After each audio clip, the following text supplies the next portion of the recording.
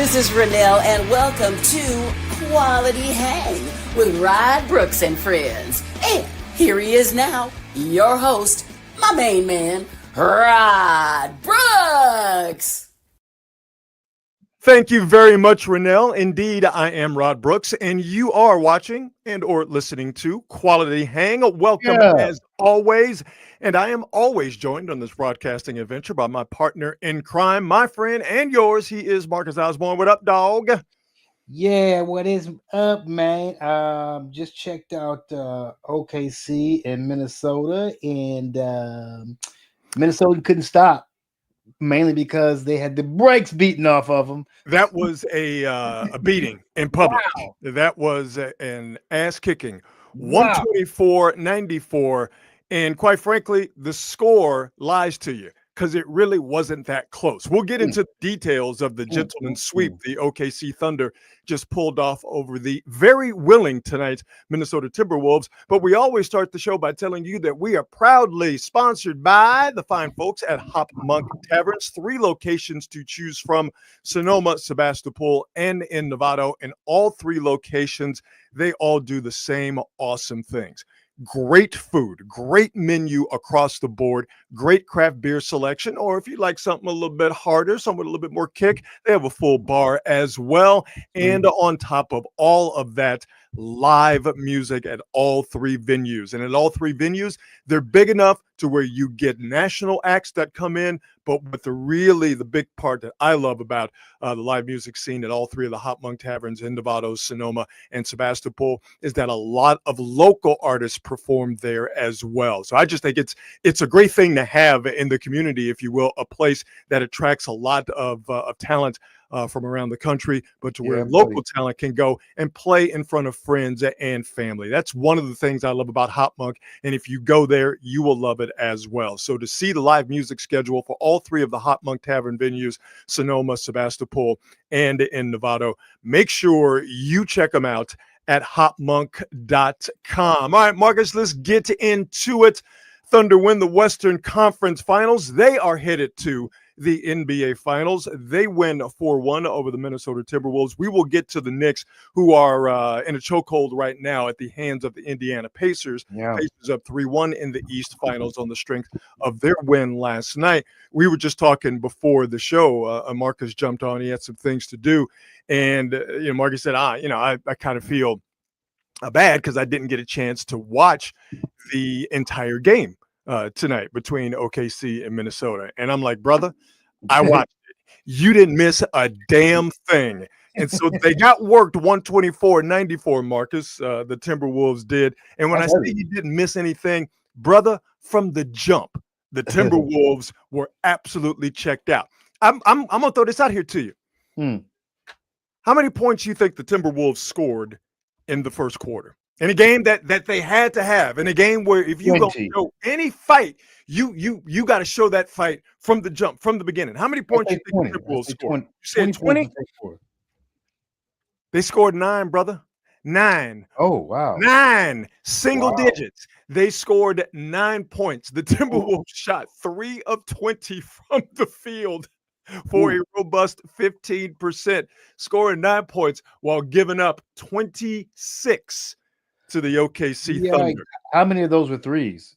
For the Timberwolves, 1 of 9 from behind the money line, where, of course, there was no money to be found for the Timberwolves. It was a real easy demolition for the OKC Thunder tonight. They're not ready. No. Not ready for this jelly. Well, I think there's 2 things.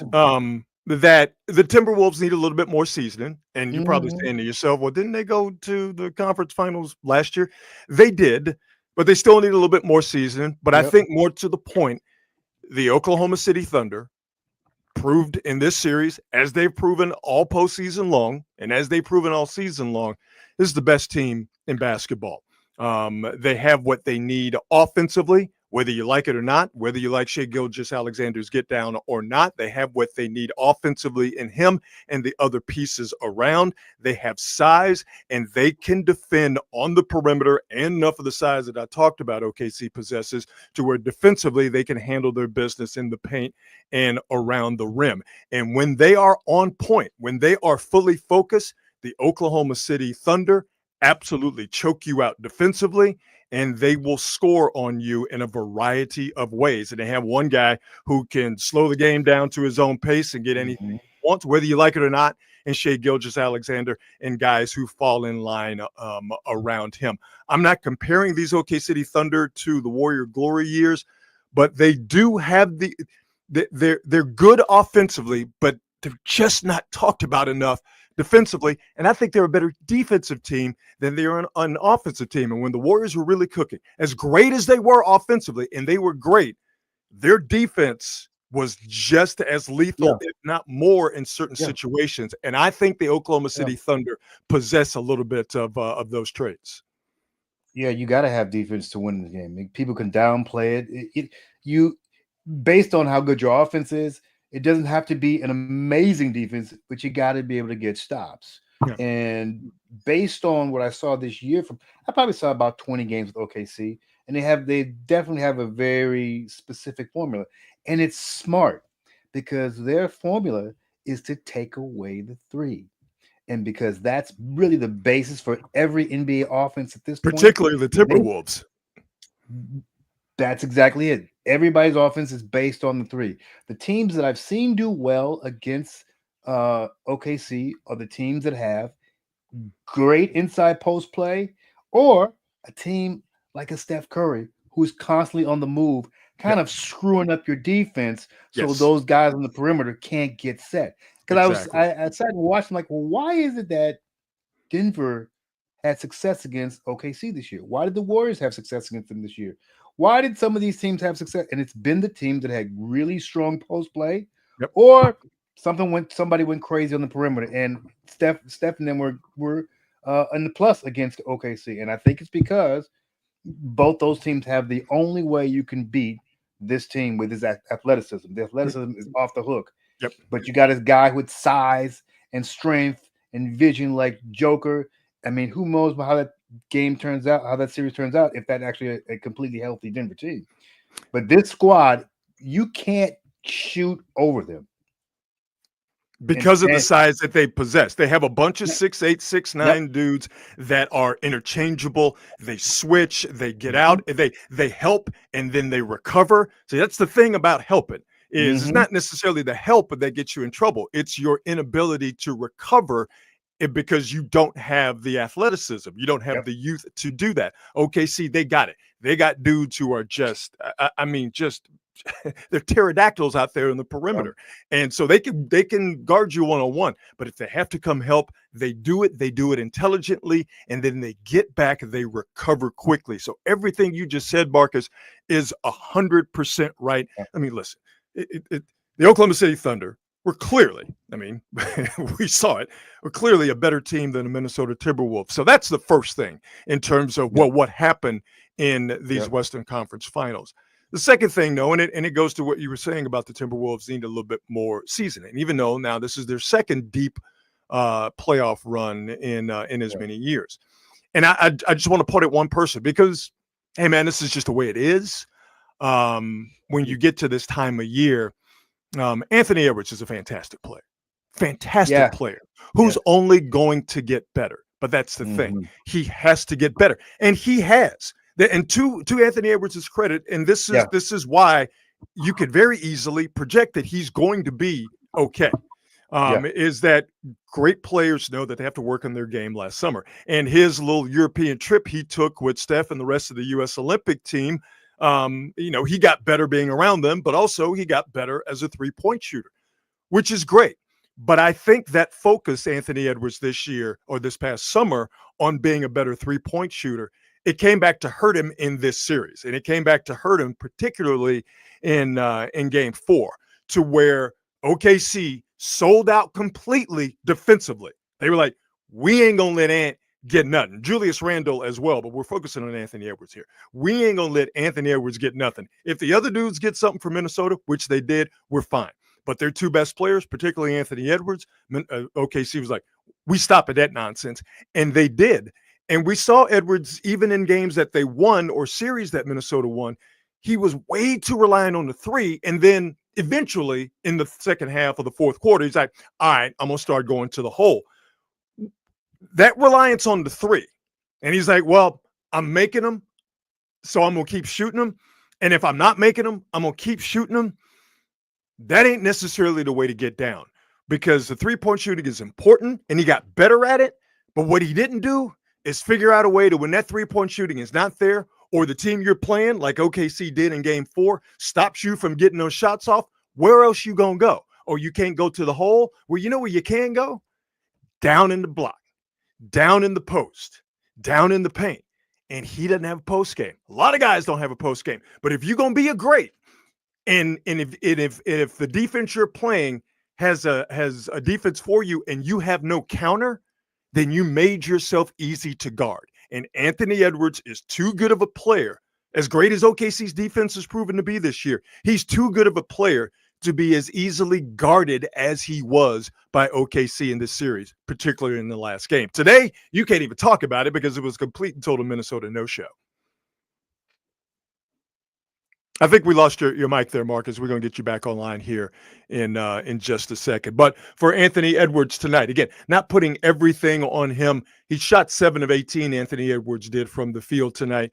But once again, well, like all of the Minnesota players, but once again, he came up short in the three-point department. He was 1 of 7, Marcus, if we got you back. Anthony Edwards was 1 of 7 from the three-point line tonight. His reliance on threes, he was taking them, he was making them. That's great. But in the playoffs, when you're not making them and you don't have a counter, as he didn't have, that's a problem. And that's what he's got to work on this summer. And he will.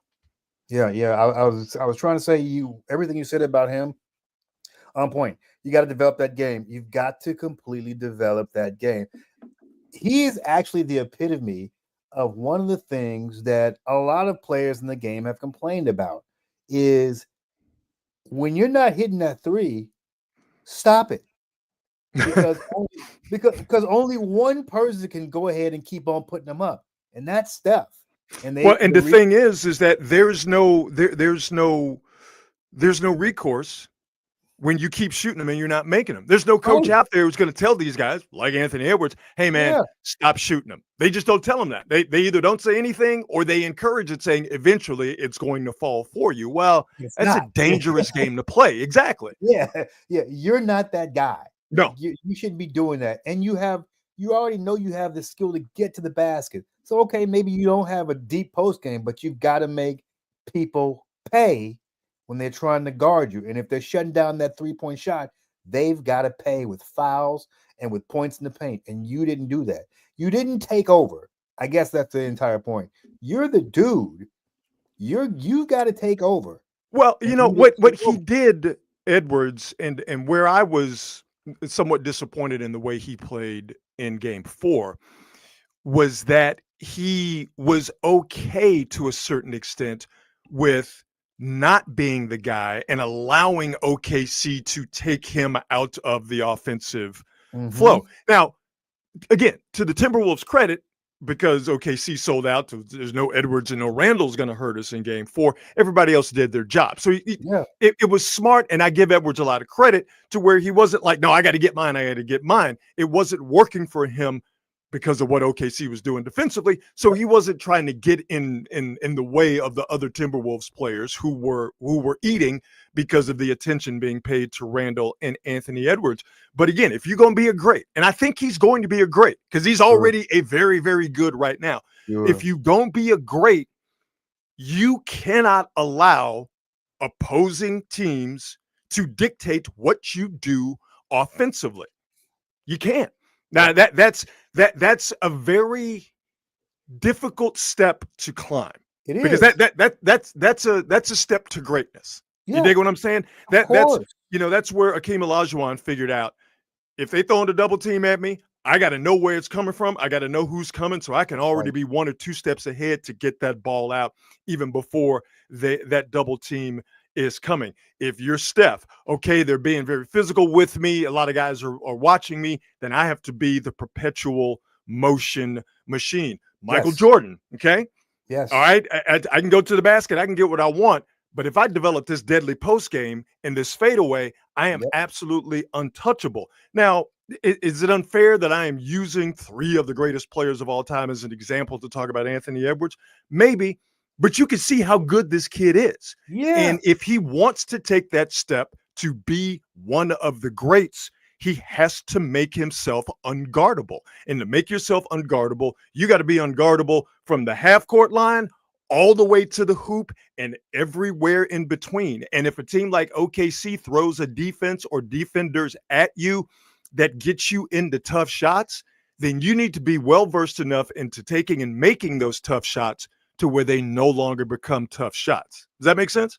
Of course. And Ant has to, if that shot isn't falling, it becomes this thing where I keep saying, like, if all you've got for me is points, I can't use you when things get thick. And if all you got is points, then where's the rest of your floor game? Where's your boarding? Where are your assists? Like this is what Michael Jordan was great at. This is what Magic Johnson was great at. When the points aren't coming, I still got some. Even Steph Curry. Yeah. Even Steph Curry as a 6'2", 6'3", he can still get you 7 rebounds, 8 rebounds, and get you a bunch of assists. Like, where is the well-roundedness of your game? Where is that mid-range game that you know is in there somewhere? It's like it's almost as if he's fell into the analytics trap. I'm going to shoot a 3 or I'm going to get a 2 by going to the basket. I think he's fallen into the trap of I can get to the basket anytime I want. Emphasis on anytime I want, as I'm speaking, as I'm Anthony Edwards here. Pardon me if you don't mind my role playing. But I can get to the basket. Anthony Edwards is saying anytime I want. And when he chooses to, sometimes it doesn't take until the second half of the fourth quarter, but when he chooses to, he is basically unguardable in that regard. But he taking threes, he was making them. Minnesota was the second best three-point shooting team in the Western Conference in the regular season, only a 1/10 of a point behind the Phoenix Suns. So it was working. Everything was Gucci. I think he fell into, and I'm not calling Anthony Edwards a lazy player, but I think he fell into the lazy trap of I can get to the basket. I got this 3. I don't need any middle ground. I don't need any mid-range game. I don't need any post game. And what he found out was if you want to win, you want to get to the finals, and you want to beat this OKC team that ain't going anywhere anytime soon, and you want to beat the other teams that are going to be coming for your now number 2 spot in the Western Conference, then you got to be unguardable at the basket, at the 3-point line, but most importantly, in that space in between. Because that space in between the hoop and the 3-point line, that's a real big ass space. Yeah, it is. It's a very important space. And a guy that good should be able to master all 3 levels. Yeah. I definitely think that he's going to go into the summer and he's going to watch all this back and he's going to look at the things he could have done to make this thing more of a series. In all likelihood, they don't win it. But when you've got, it's the NBA, when you've got a singularly great player, it is the great equalizer in all of these series. Yeah. If that player comes to play, you give yourself a puncher's chance. And again, because I want to stress this. I am not. I speak for both of us. This show is not blaming Anthony Edwards for getting gentlemanly swept by the OKC Thunder. First and foremost, the Thunder are really GD good. And they won 68. They won 68 games, and it was a real easy 68 games. And the Minnesota Timberwolves, while they are talented, they have some issues that they need to sort out. But again, we're talking about a player that is a very, very good player right now and is projected to be a great player. When you're projected to be a great player, you're going to get some of this, I think, very important criticism. Because listen, there was a time when Magic Johnson wasn't Magic Johnson. He was just Irvin Johnson. And what was it? 19? Was it Tragic? Yeah, they called him Tragic Johnson. Exactly. Because he turned the ball over in that series against the Celtics. And Magic Johnson had to eat it. Okay, now it's a different time. All right. Back then, you didn't have social media or guys Yep. like us, Yep. with their own shows, doing it from their houses or what have you. But he was being called Tragic Johnson, Yep. wasn't being called Magic. It was either Tragic or Irvin from coast to coast in newspapers, on television. Millions of people were reading that stuff and going, yeah, you know what? Maybe he's not as good as he was. Yeah. Obviously, Magic found a way to overcome that Yeah. by working his ass off. You know what I mean? He became a reliable jump shooter. They talked about his jumper. Exactly. But developed a 3-point shot late in his career. So I think Anthony Edwards is going to do that. But as we are, sitting here now, with 4 teams left, or I guess now 3 teams, now that OKC is taking care of business, you start to look at the little things that add up to big things. And Anthony Edwards has a summer where he has to continue to get better. And what is he, 23, 24 years old? Yeah. Yeah. He's going to do it. I have no doubt in my mind. I think he's a hooper in that regard. He's not a basketball player. He's a hooper. And hoopers know I got to get better in the summer. And I think Edwards is going to do that. One thing about these players who are MVP type of players is the competitive nature. Yeah, they want money and all this stuff, but these guys, they get a taste of winning and it becomes a craving. Or a taste of losing. Before you do it, before you do it, you're like, I want to win. But once you get a little taste and you get close to that brass ring, if he's the kind of player I think he is, this is going to sit with him for the hoopers. Summer. The hoopers do that. The guys that are just basketball players, the ones who are doing it just because they've done it, they've had success with it, it's made them money. And I put James Harden in that category. Absolutely. Those guys are not necessarily dedicated to that grind of I got to get back. I have to take a real hard look at my game and how I allowed myself to be defended. And I got to make some changes. Hoopers do that. Cats who just play basketball, they don't necessarily have that way to self-analyze, or not even that way, because they probably do. They don't have the desire to self-analyze and do something about it. Amen. Good series, scrappy series. OKC show what they can do. We'll see what happens next round. See if your boys over there in the East can close it out. Well, let's get to it before we move on to other interesting topics here on Quality Hang. The Knicks are staring down the barrel of a gentleman's sweep themselves. Maybe they can have one more bite at the apple. Maybe. There. No, you know what? Don't encourage that. As the Knicks went down last night, 130-121. So the Pacers are up 3-1 in that series. I can tell you this. Here comes a bold prediction. The New York Knicks will not go out like OKC did tonight. Oh. They will not, the Knicks, go out in Game 5 in New York like Willie Lump, like I should say like Minnesota did tonight against OKC. That is my grand prediction. You're welcome. Take that to FanDuel or however you gamble and do with that what you will. It's interesting to see Jalen Brunson kind of eating some right now. The Golden Boy, he's eating some, and I don't think it's undeserved. I don't think it's undeserved. You are not a Jalen Brunson fan. No, I actually do like Jalen Brunson a lot, but I'm just saying, watching him play, yes. I'd be honest about it. You know what I'm saying? But I think you could point to quite a few New York Knicks and go, really?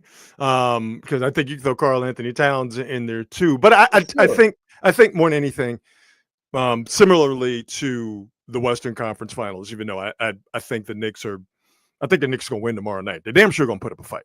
Yeah.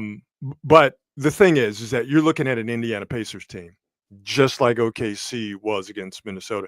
Pacers are just better than the Knicks because the Knicks, if they cannot slow the Pacers down, they can't stop them. If they can't slow them down, not enough gas. There's nothing that they can do about it. So not enough gas, which you and I completely agree on that. Tom Thibodeau is finally getting around to playing more than 7 guys, as he has over the last couple of games. But they don't have the gas, and they just don't have the talent. They don't have the guys who can defend on the perimeter. like OKC can. They don't have the Knicks. They have the want to. They have the desire. They have the will, but they don't. When Jalen Brunson is out there, he's going to get hunted.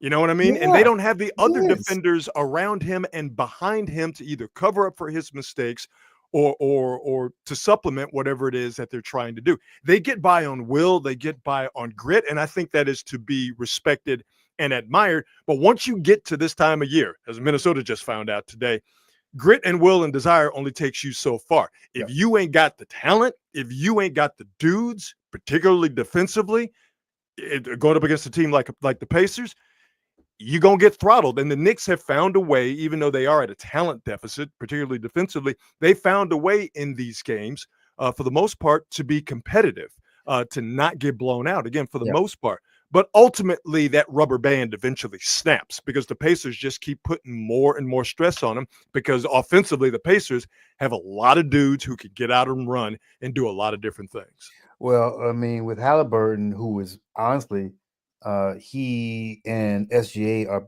playing the best of anybody in the postseason right now. The thing with Indy that would give me pause is that they still keep getting behind by double digits. Yeah. And I think if they're playing a better team or a more well-rounded team, they may be out. Like this, you just can't keep. They have the grit and determination, so you're not gonna they're not gonna just walk. They don't quit. Exactly. Yeah. Right. But I mean, you can't keep getting behind. It just comes back to bite you in the ass. Listen, you get behind by 20 to OKC, you're going to stay down by 20 to OKC. You ain't coming back from that. All right. OKC is not going to allow one guy in the fourth quarter to hit you for 20 points like Aaron Nesmith did against the Knicks. And I forget what it was, game 1 or game 2 of the Eastern Conference Finals. You know, OKC, they've got the kind of punching power to when you get knocked out, you stays knocked out. All right. You end up snoring. They be like, oh no, he's not getting up. You don't get hit by OKC and like, oh, is that a little bit of blood? Okay, I'm ready to go. That's what you get from the Knicks. But the Knicks, you know, they're like the what is it, the Black Knight from Monty Python and the Holy Grail. You know, you cut off the arms, you cut off the legs, the Knicks are spurting blood and they still want to fight. And that's to be respected. But you know, these YNs with the Indiana Pacers, man, they don't mind getting. You should be fearful of getting down by 20. Yeah, in a conference final series.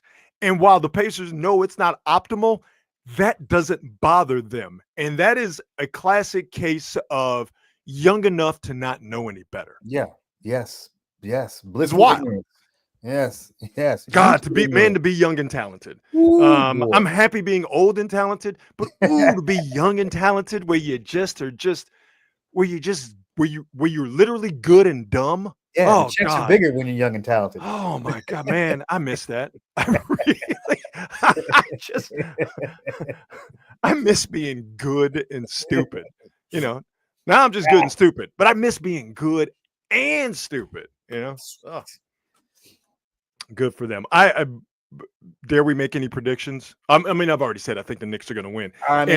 My prediction is they are definitely not going to go out like Minnesota did tonight. My hope is that they win because I want to see more basketball. But it sure looks like, Marcus, that the inevitability of OKC and Indiana is going to be our NBA Finals. I mean, it pretty much looked like that at this point. I don't see the Knicks winning the next 3 games. I just don't see that happening. You think they can get one? Think they get tomorrow? I would be concerned if I were the Knicks, especially if they get down early. It's a wrap. If they get down by 10 early, it's a wrap. Okay. See, here's where I'll differ. I don't think combining 2 things, the nature of the Knicks, even though they are worn down to a nub, you can see it. Okay. But I think the nature of the Knicks combined with being at home at Madison Square Garden, I don't think that crowd and how the Knicks get down, I don't think that's going to allow them to get down big early. I just don't see them going. If this were on the road, it's a completely different story. But I just think going home for game 5 is it's going to be enough to keep it close and tight and competitive late. And I think if it's in the fourth quarter and the Knicks are within 6 to 8 points, They got you a might shot. as well say you got a shot, right? You Like got we a might shot. as well go ahead and win this thing and then see what happens in game 6. And if it comes back here for game 7, like I think that's the carrot that the Knicks have to dangle in front of themselves, is that we can't go out like chumps like Minnesota did tonight. Oh, We can't go out like that in front of the Madison Square Garden crowd, which has been great. All right, I got no love for New York sports and New York sports fans, but the MSG crowd has been great. Yeah. If you're the Knicks, you say we can't go out like chumps in our own place. And let's just say we get game 5 and then we get game 6 because we have been competitive in this series. We get back to Madison Square Garden for game 7. You never know. I think you have to think like that. Minnesota clearly didn't tonight. Oh, you got to think like that. That's the only way you can play the game with any kind of passion. I think I saw Cat hurt yesterday. Yeah, I was going to bring that up. So that's a problem. I just don't know. That's an issue. Your second best or best player, depending on who you ask, being questionable with the knee injury, and he was in serious pain last night. Yeah, you don't have Cat. All that stuff I was just saying a while ago. You ain't got Cat. Kill that noise. All right. None of that matters if you don't have Carl Anthony. Hey, can I bring up something? Absolutely. Kendrick Perkins. This is the thing. I thought it was hilarious, and I thought it was kind of dumb. But we're talking about the face of the NBA, and he said that Anthony Edwards can't be the face of the NBA because in the past, the face of the NBA was a family man. And the names he mentioned is what cracked me up. The family man he mentioned, Larry Bird, Magic Johnson, Michael Jordan, Kobe Bryant, Shaq. Now, he had LeBron and Steph in there.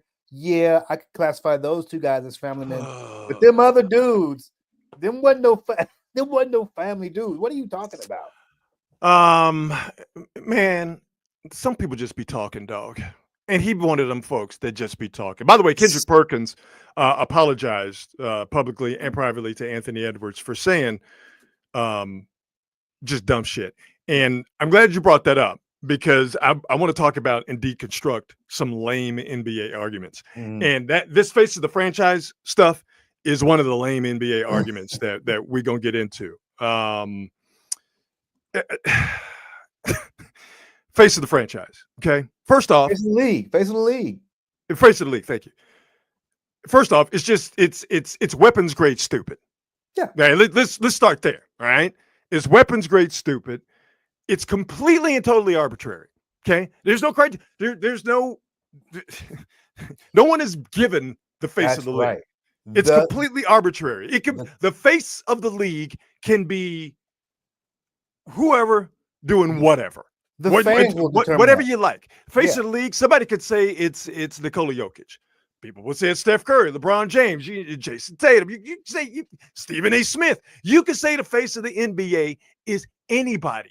To bring this up as a legitimate argument and then have a criteria for the face of the league, to have an arbitrary criteria for something that is completely and totally arbitrary is the height of stupidity. And it doesn't surprise me that Kendrick Perkins opened his mouth to talk about that, because this whole thing about who is the face of the NBA and what makes a person worthy of the face of the NBA, like I said, is just weapons grade stupid. Yeah, I think oh my God. It's such a non-argument because none of us talking about it can determine who that person is. It's totally arbitrary. It's whoever the fans decide it is, that's who the face of the NBA and is. Every fan is going to say something different. Yep. No, sports, winning and losing. There's no argument about that, right? Never. Okay. Somebody wins, somebody loses. A team wins, a team loses. We can argue about how it happened, but the outcome we can never argue about.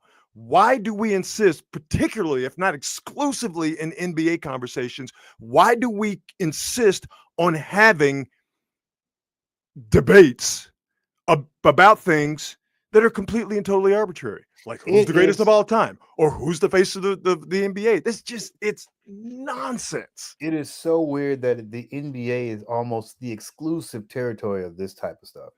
Yeah, it's almost wild. Exclusive. I don't know why it is. You don't have a who's the greatest of all time in the argument in the NFL. You just don't. Don't have it in baseball.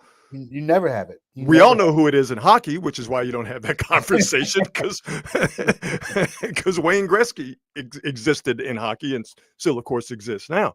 But it's crazy how we have it in the NBA. You have debates about like maybe who the greatest QB is. I mean, that stuff I think is fair game. But one overall greatest player of all time, really difficult to make that call. And it just doesn't happen in the NFL. Yeah. Yesterday, and understanding that social media, particularly Twitter, is not real life.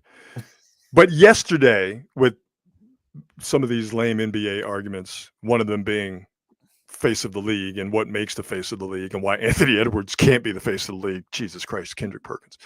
Yesterday was it was the dumbest day I can remember on social media. It was just dork after dork after dork bringing up these lame NBA arguments, like who is the face of the NBA. Another one of these lame arguments yesterday, because this happened in the OKC Minnesota game in game 4. People not liking the strategy of fouling late when you're up 3. Okay. Not liking the strategy, not because it makes sense and because it's smart, because it is smart and it makes sense. People didn't like it and complained about it loudly on social media, which again is not real life, because it took away an entertaining finish in that game. That's stupid. Listen. Stupid. I'm trying to win. Thank you. I understand that sports is entertainment, but it's sports first. And the whole point of this thing is to win and to do whatever you have to do within the rules to win. And within the rules, it is smart to foul when you're up 3 with less than 10 seconds. We can argue about, should it be 10 seconds? Should it be 8 seconds? Should it be 6 seconds? Should you try to play it a little bit closer? We can argue about that. But it is a mathematical fact that it is the smart thing to do to foul when you're up 3 late. And to say it's a strategy that shouldn't happen, or there should be rules in the NBA against it because it messes with the entertainment value of the game, is I just wanted to throttle some of these dorks who were gleefully yesterday just coming down like the NBA should do something about this. I'm like, what are you talking about? That's insane. And listen, we need to win. I'm all about trying to win the game, and I'm all about doing certain things for the entertainment value or primarily for the flow of the game, etc. Like, it's fine, let's have that discussion, but stuff like that, literal strategic things, no. To say the NBA should have rules that prevents you from fouling up 3 late, or the team that gets fouled should decline the penalty like in the NFL. I'm like, I can't with you chumps in this stuff right now. Listen, I've heard, I know Steve Kerr doesn't like to foul. No, he does. No, he does. He's one of the smart ones. But I've heard him say he doesn't like to foul. I heard him say he likes. Well, he does. He from a time standpoint, he would like. He doesn't like to do it with like 10 seconds left or 12 seconds left. Yeah. But no, he's one of the smart ones. Yeah. No, you have some coaches and some teams that are just truly rock-headed who don't want to do it, and then they get burned. That a 3 hits, and what happens when that 3 hits and the game is tied? You go to overtime and you lose. It's just, but to say there should be rules against it, because it messes up the entertainment. It's a free throw shooting contest. Like some of you dorks, I really do think there are people who watch basketball who don't like basketball. And anybody who says there should be rules against fouling up 3 late because it messes with the entertainment, it tells me you don't like the game of basketball. You love the NBA and you love the people in the NBA, the players. But you don't love basketball. And if you don't love basketball, I got 0 time for you. I have never watched a sport where so many of the fans are rooting for a guy and not a team. It is insane how much this happens. I'm rooting for this guy and not this team. Like, what are we doing? So that brings me to the next lame NBA argument that I'm going to rant on here. and it's the lamest, and it's the one we are about to get just way too much for the next few days, particularly when the Eastern Conference Finals are over. That OKC and Indiana in this hypothetical yet very plausible NBA Finals matchup is not worth watching because it's two small markets. Oh, I mean, that's just dumb. Like, we've had this conversation. You watch great games. I want to see the best games.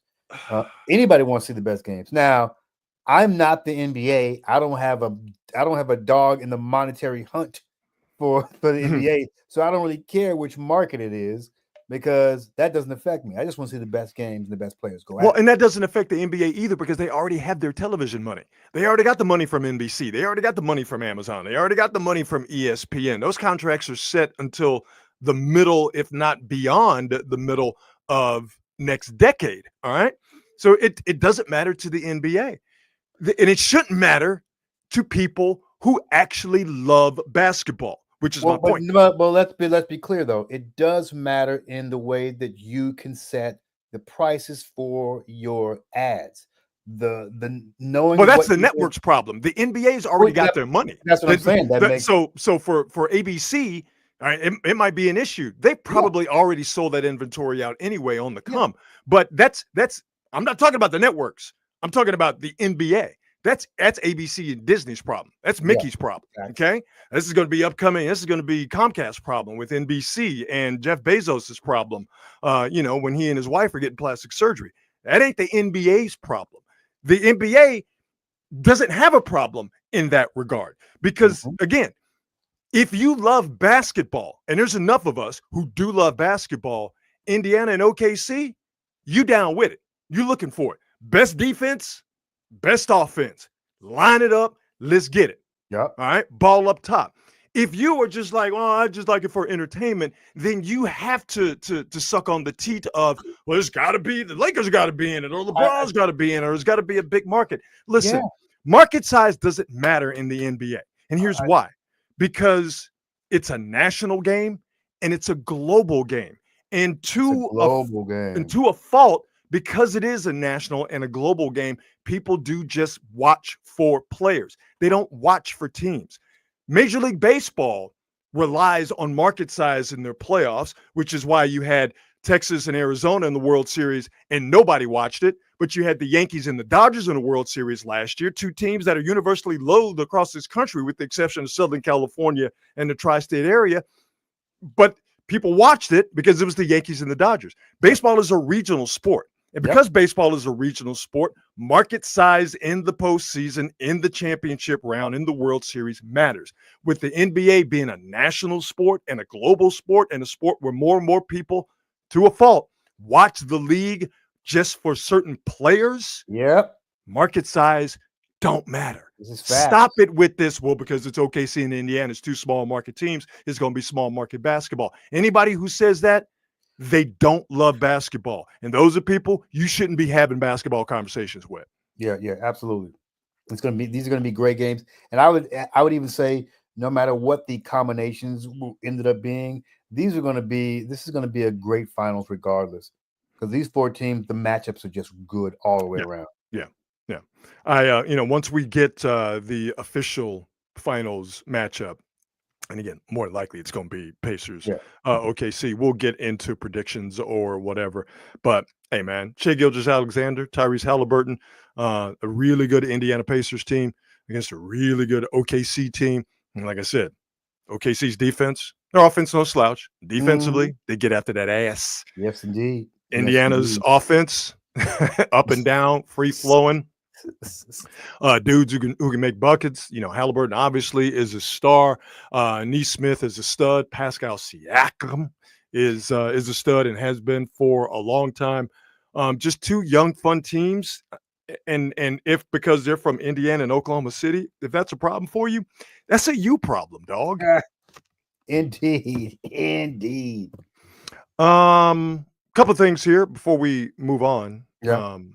With the Thunder safely now in the NBA Finals, spare a kind thought for Seattle Supersonics fans, because they hurting right now. Yeah. If you don't know, I'd be surprised, but I guess I have Yep. to provide some context for folks who may not know. The Oklahoma City Thunder are not a homegrown product. They were. I don't blame the people at Oklahoma. I blame Howard Schultz, the CEO of Starbucks, who owned the Seattle SuperSonics, and promised the city of Seattle that he wouldn't sell them to anyone who would move the team out of Seattle. What did Howard Schultz, the CEO of Starbucks, do? He sold the Seattle SuperSonics to a team who was going to do nothing but take them out of Seattle, move them to Oklahoma City. And so Seattle SuperSonics fans, who are great fans, and that is a great basketball town, having to watch this OKC team, not just in this iteration, but the previous one where they were good with KD and Russell Westbrook and James Harden, to watch those teams be really good, knowing that was your squad that got ripped away from you. And I'm a little sensitive to this being from Houston and having the Oilers take it away, go to Tennessee, and then they go to the Super Bowl a couple of years later. I ain't never rooted harder for a team to lose in my life. And I'm including rooting for the Dallas Cowboys to lose any and every football game they play. I never rooted for a team hard enough to lose in my life than I did in that Super Bowl. And I feel like my hatred for the Titans and rooting against them to not win a Super Bowl is the reason they came up a yard short. So I'm a little sensitive about this because of my own personal, hang-ups, if you will. So I just think about Seattle SuperSonics fans who had their team taken away from them, taken right from under their nose, and goes to Oklahoma City, and now they have to watch them be really good and have, clearly a very good chance of winning their first NBA title in Oklahoma City. I think actually they're going to be, I don't know if they're going to be heavily favored. They're going to be favored, and they might get up there in the heavy range. I mean, they got, I think they've got 20 more wins than either of the teams coming out of the East. They've had four, the Thunder, they've had 4 wins in these playoffs of 20 plus points. I mean, they're killing people. Absolutely killing people. So if you know someone from Seattle who's a basketball fan and they were a Sonics fan, check in on them, see how they're doing, because this time of year, probably rough for them right now, considering how good the OKC Thunder are. Couple of Warrior notes, and I filed this, Marcus, under the banner of, well, this explains a lot. Yes. Couple of Golden State Warriors had surgery over the last couple of days. The first was Moses Moody, who I believe had surgery on his thumb. Yeah. And the Warriors just dropped the news a few hours ago that Brandon Podziemski had wrist surgery. Why does this explain a lot? If you've forgotten the Warrior postseason already, and I can understand why you would, Moody and Podziemski shot the ball horribly. And after they had both been really hot. Really hot. Really hot.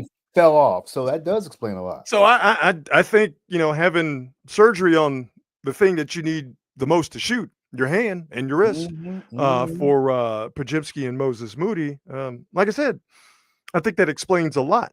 I don't think Steve Kerr saying that Steph Curry's injury had to do with the schedule of the playoffs being one day off, one day on, one day off. I think that had more to the point, Steve, of being up 3-1 and being pushed to a game 7 by a team that couldn't shoot.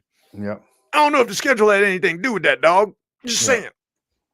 But it does explain, like, the Pods and Moses suddenly not being able to hit anything. Nothing. I mean, geez. Nothing. But they went out there, they tried, they played like troopers, they gave it a shot. Yeah. Ooh. Yeah. Maybe they should have shot with their non-injured hands. It couldn't hurt. Go Larry Bird on them. I don't know. Larry Bird, who shot left the entire game. Try something different. I don't know. I'm just saying. Anything else sports-wise before we move on to some goofy stuff I got cooked up for us? I think I hit my sports topics. Yeah, those are the 2 main things. Okay. I talked about Kendrick Perkins, and I talked about the Oklahoma City matchup. I try, because I know how difficult this is, talking about sports, and how difficult it is to not say something stupid, to not put your foot in your mouth. I know how hard people work on these jobs, and I know how hard, in particular, television is. I know how hard live television is, and I'm very lucky and fortunate in that regard to understand how difficult it is to talk for a living and not say something stupid. I feel like though I've succeeded. But this Kendrick Perkins, I mean, that thing yesterday, like I said, yesterday was just an all-time goofy ass NBA sports Shit's gonna happen, discussion dude. day. God, it was just so dumb. Shit's gonna happen. And he might have been the lead dummy with, not might have been, he was the lead dummy with that. I don't like calling people out on there, but I thought that whole damn thing was just lame, man. It was just lame. All about it, because some of these folks need to be exposed. I got it. We started talking about movies the other day. Yeah. And I got an update about the Michael Jackson. We talked about biopics. We talked about the Michael Jackson project and the Prince project. Yeah. Well, the Michael Jackson project, one of Michael Jackson's nephews is going to play MJ in the film. The movie's production has been slowed because of exactly what we talked about. The Jackson estate being really, really, really picky about what they elect. By the way, it's being directed by Antoine Fuqua, who directed The Equalizer and Training Day and a bunch of other films. So it's not like it's in the hands of a scrub. Right. You know, we talk, if you're going to tell the story of Michael Jackson, the good, the bad, the ugly got to be there. And you just knew that these guys, the estate was going to get in there. Oh, and by the way, it's going to be divided up into 2 films. What? Yep. Man, just stop it. Just, come on. I'm not trying to see 2 separate movies about Mike. Man, well, listen, you got to do the black Mike and you got to do the white Mike. So it makes complete sense. You got to do the original nose and the new nose. Those are 2 different parts of his life. So where's the line of demarcation in the Michael Jackson story when you go from black Mike to white Mike? Is it when his hair catches on fire for the Pepsi commercial? Oh, it's literally between Thriller and Bad. Like, it's literally between the 2. Literally. Okay, you know what? That makes perfect sense. Look at the cover of Thriller. You got Mike on there. He's got a cuddly little animal on there. He's in a sweet suit with a silk shirt.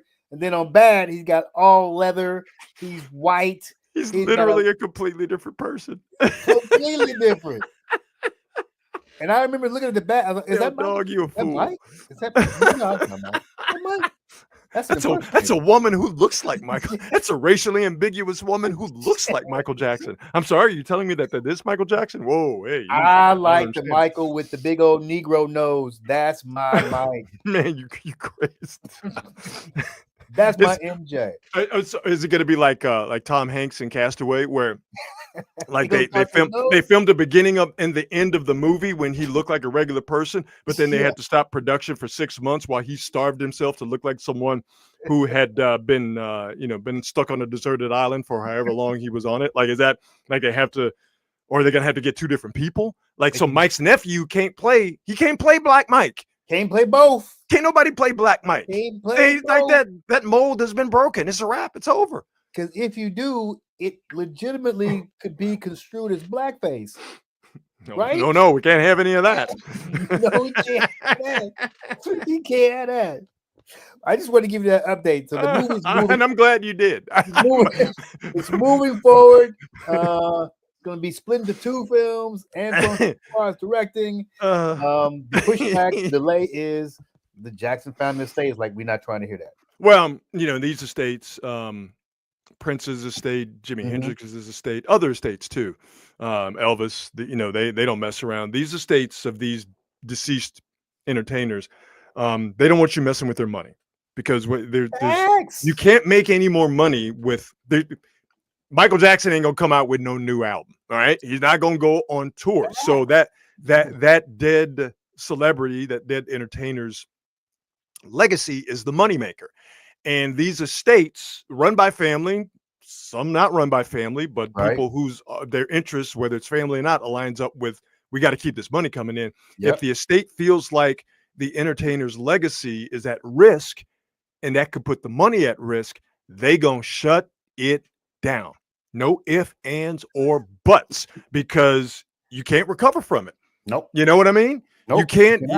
We've seen entertainers time and time again, athletes too, but entertainers, for the purposes of this conversation, they get in trouble, but then they release an album or some project that gets people back on their good side, or at least gets them to think about the artist and not the person. Yep. Well, Michael Jackson dead. So he Can't do can't that give now. us another Thriller. All right.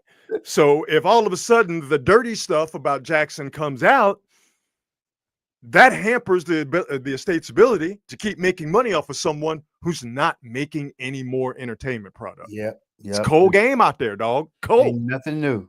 Ain't nothing new. Nothing new. You want to see Stephon Diggs of the New England Patriots on Demon Time? Man, do I? Let's make this thing happen. Demon Time on a boat. I'll just play the video and we'll go from there. Okay. A young brother on a boat with some ladies. Ain't nothing wrong with that. Okay. All right, this looks like they're having a good time, right? Wait for it. Bam! Right there, right there, right there. You see it? Right there. Yes. Yeah. Although it's not. Now, because I've watched this video a lot, I'm going to, because it's hard to hear because of the Ja Rule in the background. Yeah. But I'm going to tell you what he's saying, and I'm going to tell you what that pink stuff is that he pulled out. Okay, that ain't Luster's pink oil. He's not giving them that stuff so they can put it in their hair so they can be pretty. And by the way, that was a very specific reference. But for those of you who got the reference, you're welcome. Okay. And Marcus might be the only person who got the reference. I got you, man. That's okay. That fills me with just nothing but just good feelings on the inside. Because I do this show for specific people. I'm gonna play this again. I'm gonna turn the volume down because we don't need to hear all that. But I'm gonna tell you what he's saying. I'm gonna tell you what that stuff is. All right, here we go. One time. Okay. What's my name? They say daddy. What's my name? Daddy. Okay, she looks at the camera, daddy. On a boat. We're gonna make it happen. Pulls out the good stuff. Big daddy, he says. Big daddy. She says big daddy. He says, go take all of it. Go take all of it. Y'all go have fun and come back and see me. What is he telling them to take all of? Ladies and gentlemen, I feel like I'm going to introduce you to something new. I would like to present to you that pink stuff was pink cocaine. While pink cocaine is pink, for those of you who are asking what is pink cocaine, it does often not contain cocaine. But it's a mixture of potentially dangerous drugs. Boo. All right. Stop being a buzzkill. I got this from, I get this from the CDC. I forget exactly. But anyway, stop being a buzzkill. Mixture of potentially dangerous drugs, including MDMA, ecstasy, ketamine, going down that K-hole, and caffeine in certain amounts. This mixture can cause serious effects and lead to boo. Stop being a buzzkill. So Stephon Diggs, by the way, ain't he and Cardi B? Dude, I was just about to say, where's Cardi at? Ain't they? Maybe she was holding the camera. But anyway, maybe. what was our man Stephon Diggs saying to him, I'm Big Daddy about? Can we fast forward this? Let's get to the good stuff. Right there it is. Go take it and then come. He said, by the way, he said, go take all of it and come back and see me. Ooh, I bet you they had it. The Minnesota Vikings from the late 90s were probably looking at this video going, that's how you have fun on the boat, right? Fred Smoot saw this video and went, that's the game I created.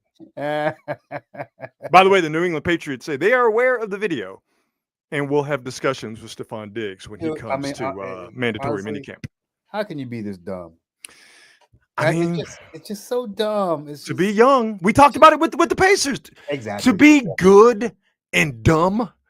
To be really good at your job, yet just completely dumb, that is a freedom and a feeling. Man, it must be like what flying feels like to birds. It must be. You just know, like, I can do this anytime I want to. Like, I can fly. I can do something that no other animal on the planet, no other species on the, I can fly whenever I want to. To be a supremely talented athlete, to have money, and just not have a care in the world, it must be like what zero gravity feels like. And the mental toughness, the mental toughness to be a professional athlete who literally have women in this video throwing it at him. And old girl at the Throwing bottom it at him. turned around and proudly said to the camera after he said, after Dick said, "What's my name?" She turned to the camera and went, "Daddy." Like, Yeah, like, what? mere mortals will never know that power. What? Now, I mean, most of us crack. Most of us crack. Most of us ready to risk it all. now, for those of you wondering, why is Stefan Diggs so insistent that these three young ladies go take all of this substance, which, for the purposes of covering my ass and to not have the Quality Hang with Rod Brooks and Friends legal departments up in arms, allegedly that's pink cocaine. Allegedly. Wink. Why is Diggs so adamant that these young ladies take all of the pink substance and come back and see him? Well, here's what pink cocaine does. Pink cocaine can cause a variety of effects depending on what is in the mixture and how much is used. People use it to experience a sense of openness, sociability, and euphoria. Adverse effects include hallucinations. You know what? Always trying to be a buzzkill, CDC. Boo. Always focusing on the negative. Let's focus on the important stuff. People use it to experience a sense of openness, sociability, and euphoria. Now let's go back to the video. I can't think of a more sociable situation and one that could use some euphoria than one dude and three chicks on a boat with some pink cocaine. I ain't mad at you, Stefan Diggs. I ain't mad at you. Cardi B, however, probably is very upset with you right now. Not thrilled. No, not thrilled. Not thrilled. And after she just got through with the nonsense with old boy with Offset, you know what? I have daughters, so I would always advise my daughters: don't date professional athletes, don't date musicians, and don't date actors and cops, by the way. I just love how the more you kept talking, the longer the list got. Yeah, there's certain professions that you just got to keep your kids away from, because at some point, for a fact you're going to have a conversation. Do I need to go to jail? That's the conversation you're going to have with somebody when they dating your kid from one of those professions. I guarantee you. How do you feel about sports television analyst / YouTube TV host? On the fence? We still don't know yet? I was just about to say, on the fence. Older ones, I feel a little bit better about. They're generally harmless, the older ones. I feel generally better about the older ones. The younger ones, they in the same boat. They running with the athletes. So they picking up the crumbs after these athletes. Oh, man. God bless you, Stefan. Did I tell you I was on a dating show? No. I was on a reality show in 2000. This is actually when I was at 98.1 Kiss FM. I was supposed to be one of the bachelors on this reality show called How to Get the Guy. ABC 2007. And it was about these 4 professional 30-something women who had everything in life except they couldn't find love. And so I had been in talks with the production company. They wanted me to be one of these bachelors. And then the show that I was on, I was actually on with Renell. Didn't want to do the whole morning thing. Didn't want to have cameras and stuff in there, etc. Called them back, said, "Yeah, I can't do it this time." Boo. They hit me up a couple of weeks later and said, "Hey, would you want to be like an average guy counselor?" I said, "Yeah." So I went and did that. So that was my claim to fame on this reality show called How to Get the Guy. I was on there. They had this set built up. It looked like a bar. They had the set built like a bar, and it was me. It was 2 other dudes from the Bay and Chewy Gomez. The legend. And by Chewy the way, Gomez. y'all who don't know, Chewy Gomez is a Bay Area radio personality. So me, Chewy, and these other 2 dudes. The women wrote down any question that they ever had for guys, and they put it in the fishbowl, and then they put the fishbowl up on between the 4 of us, and then we reached in and we pulled out the question, and then we answer it from basically the straight guy's perspective. And so I did that, and that show ran. That was 2007. Hey, here's the funny thing. The question that I pulled, what's the deal with anal? Oh, Jesus. Okay. All right. Whoa. Hold up. Well, you know what that means. Got to get you the Gucci Mane face. Wow.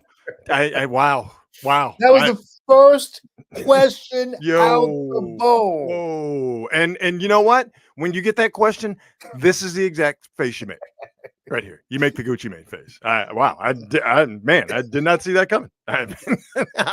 My answer was, I don't know. I don't know. What are you asking me for? I don't know. Are you asking for a certain reason? I might have answers, but my mama watching, so I don't know.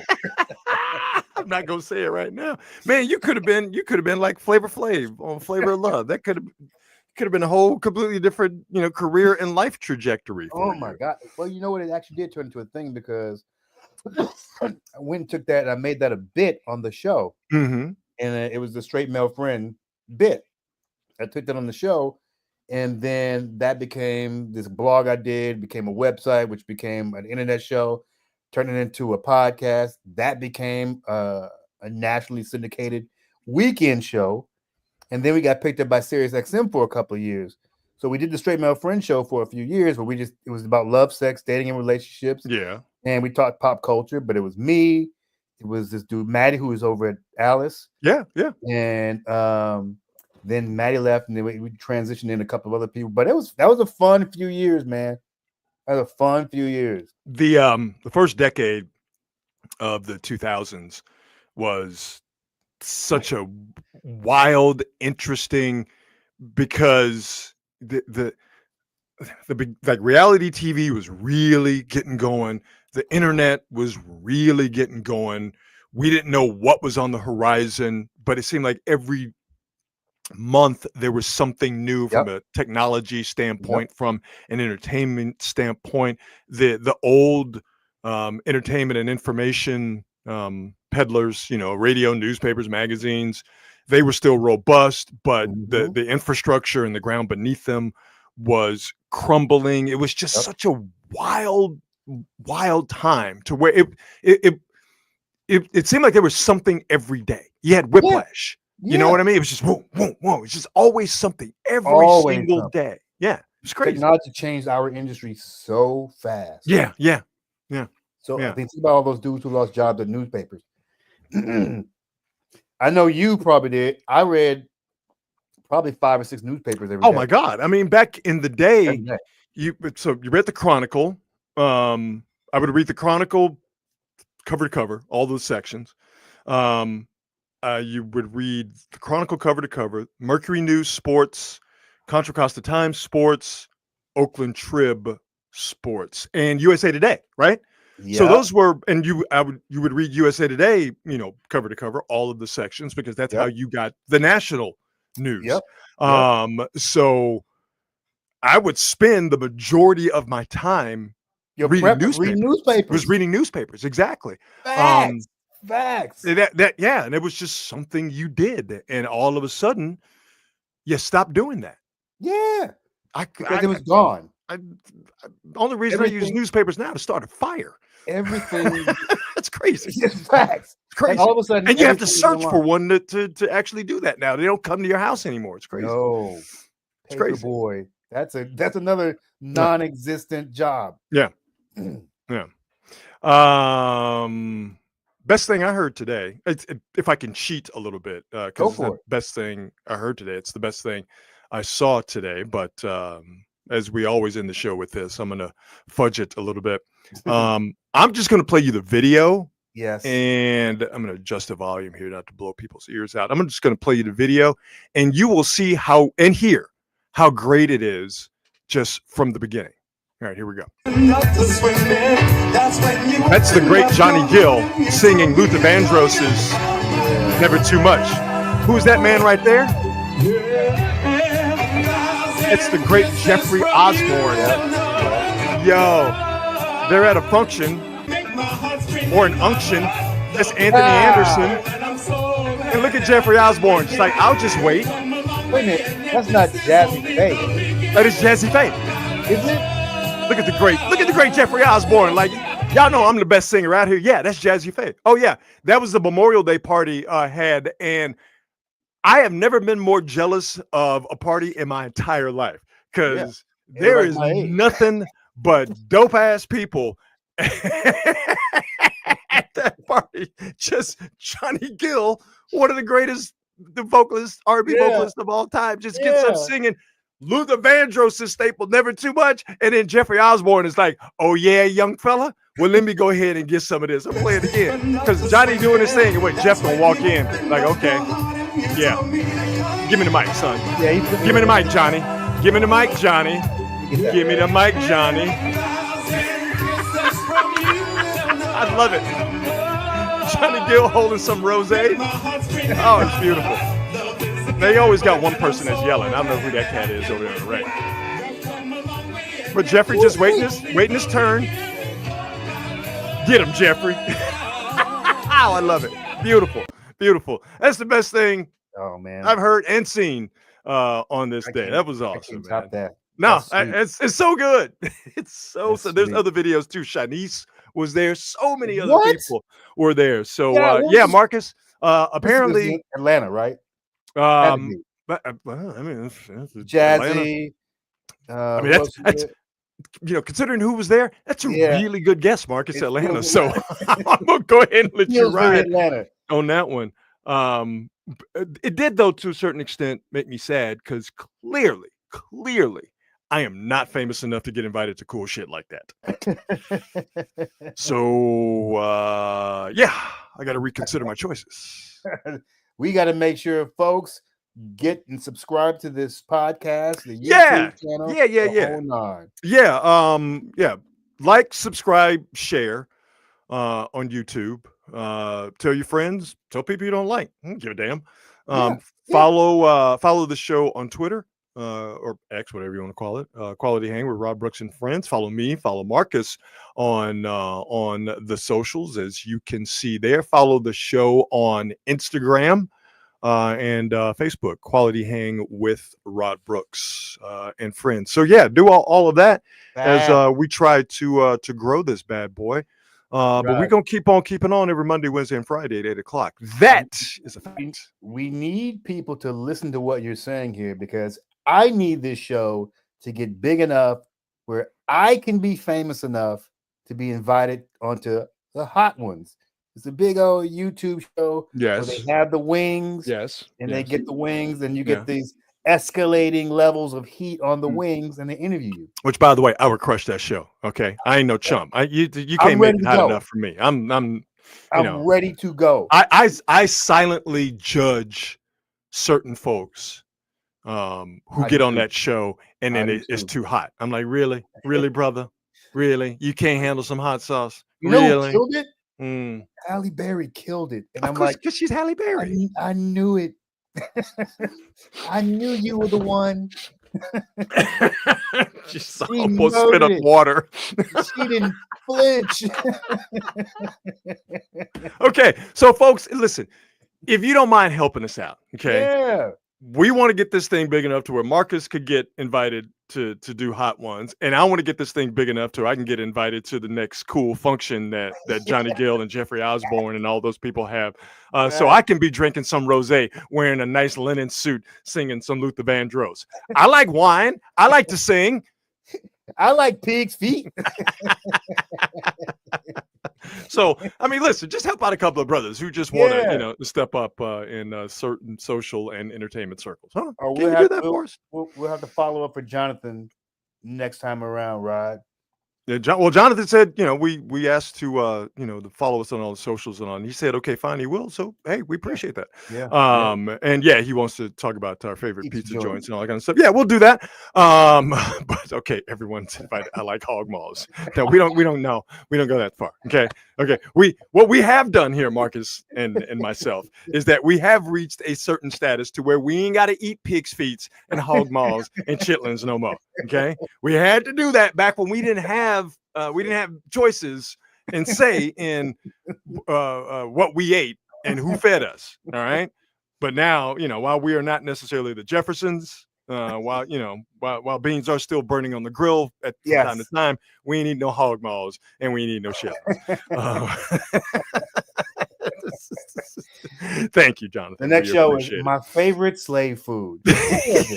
Now, though, you know me, I still get down with collard greens, and I do love some catfish. Don't get it twisted. All right. It is what it is. I'm still that dude, okay? But I just I still dig on swine. I still eat it from the rooter to the tutor, but I'm not pig feet and chitlins.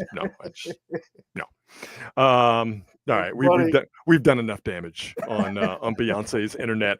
As always, we are proud to be sponsored by the fine folks at Hop Monk Taverns, who, last I checked, sorry to disappoint some of you, did not have hog maws and chitlins and pig feet on the menu, but everything else, absolutely fantastic. And I'm sure if Dean Biersch decided to do hog maws and chitlins and collard greens and all that stuff on the menu, it'd be perfect. Somebody be there.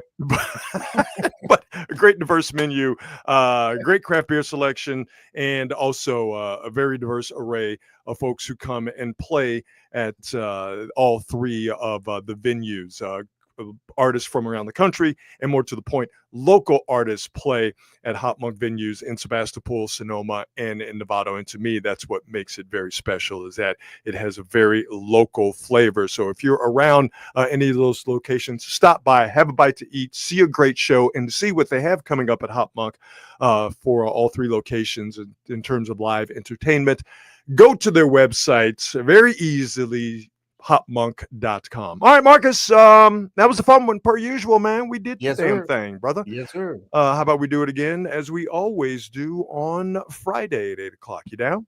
Let's do it, baby. All right, everybody. And to those of you in the comments, again, I can't express how awesome it is to see you folks get in the comments and have fun amongst yourselves and throw stuff out to us that we try to get up on the screen or we try to react to in real time. That lets us know that you like what we're doing and you like being a part of it. And I can tell you, we love having you be a part of it. And we love that you're calling yourselves Quality Hangers. We want this show to be interactive. We want you to be a part of it. We want you to have a community and have some ownership in this show. It's very important to us. My name's up there, Marcus, and we do it. But we want this show to be for you, and to see that it's growing in the comments, that makes us feel real good. So thank you very much. All right, Marcus, we'll do it again on Friday, my brother. Let's do it, baby. All right, everybody. Again, thanks for listening. Thanks for watching. Be good, and most importantly, be good at it. We'll see you.